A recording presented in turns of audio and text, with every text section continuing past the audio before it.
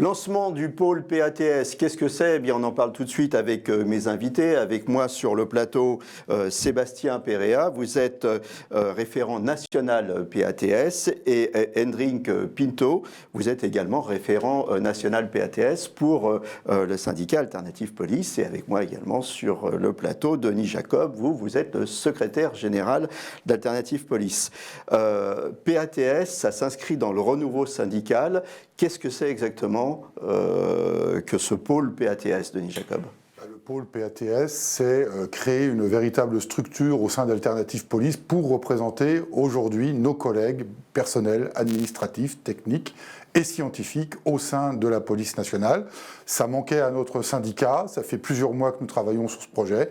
Aujourd'hui, c'est enfin concrétisé en partenariat avec notre fédération, la CFDT Interco, et également le syndicat du ministère de l'Intérieur, le SMI, et le SCSI, le syndicat majoritaire des officiers, pour créer cette structure, pour répondre enfin à une attente de nos collègues. Alors, une structure pour quoi faire, justement, j'avais posé la question. Il y a une structure pour représenter des personnels qui, aujourd'hui, sont totalement délaissés par les anciens syndicats. Il y a véritablement une attente forte de ces collègues dans le renouveau syndical, c'est-à-dire une structure qui prenne véritablement en main leurs conditions de travail, leur intérêt collectif, tout en les accompagnant individuellement dans la défense de leurs intérêts individuels, que ce soit les avancements ou les mutations. Hendrik, cette demande forte, vous la ressentez sur le terrain? Oui, effectivement, on voit du coup sur toutes les zones de France, on a une demande très importante de représentativité des personnels des PATS qui sont en police. Donc c'est vrai qu'on est là pour œuvrer activement et puis avoir aussi des sièges au niveau national et local pour que cette représentativité se fasse au niveau des PATS. Exactement.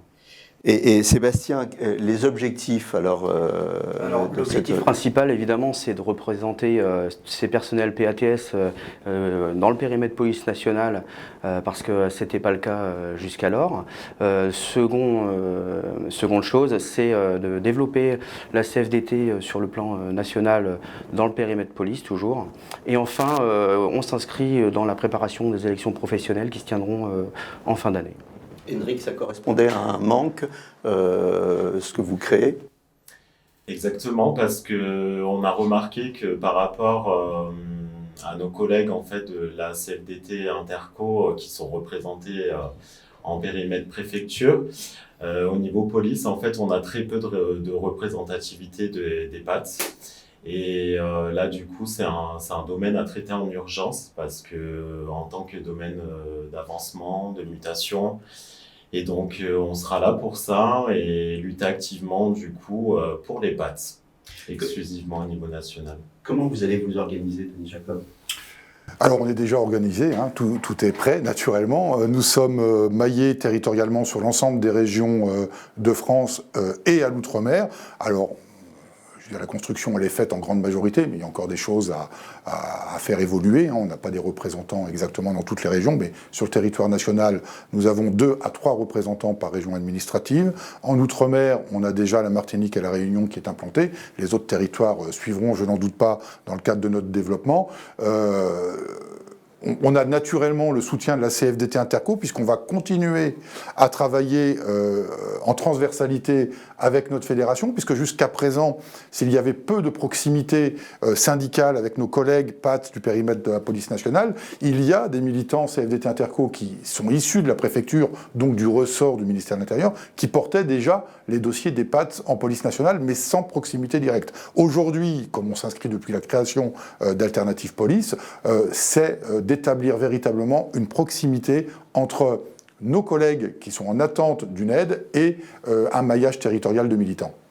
2 référents nationaux avec nous, quels vont être leurs rôles? Alors, le rôle, ça va être bien évidemment d'asseoir et de développer notre syndicat, de faire fonctionner notre réseau de référents zonaux, donc en animant l'action syndicale, en étant des interlocuteurs privilégiés au ministère de l'Intérieur, puisque ce sont eux, donc Hendrik et Sébastien, qui agiront directement au niveau de la DRCPN pour tout ce qui est gestion individuelle des carrières, et puis qui agiront avec nous, le Bureau national d'Alternative Police, pour toutes les thématiques de conditions de travail apportées auprès du DGPN, auprès du ministre, enfin au niveau de toutes les autorités de l'institution, afin de porter fort la voix des personnels administratifs, techniques et scientifiques. Merci de nous avoir éclairé sur ce lancement du pôle PATS. Bon courage à vous, les deux référents nationaux. Il y en aura d'autres, Hendrik? Alors du coup, pour l'instant, voilà, c'est un grand lancement du coup avec Sébastien, mais en tout cas, on va œuvrer au maximum du coup pour être présent sur les territoires et travailler au mieux avec les référents zonaux dans chaque région de France. Sébastien, les premières actions, ce sera? Alors déjà, on a commencé et puis on a même finalisé un cahier revendicatif avec les remontées qu'on a pu avoir des personnels PATS que nous représentons déjà sur le plan national. Ensuite, avec Hendrik, on travaille de concert pour justement animer le réseau des référents zonaux. Donc pour l'instant, voilà où on en est. Et ben voilà, affaire à suivre, le pôle PATS lancé par Alternative Police et qui s'inscrit dans le cadre du renouveau syndical. À bientôt.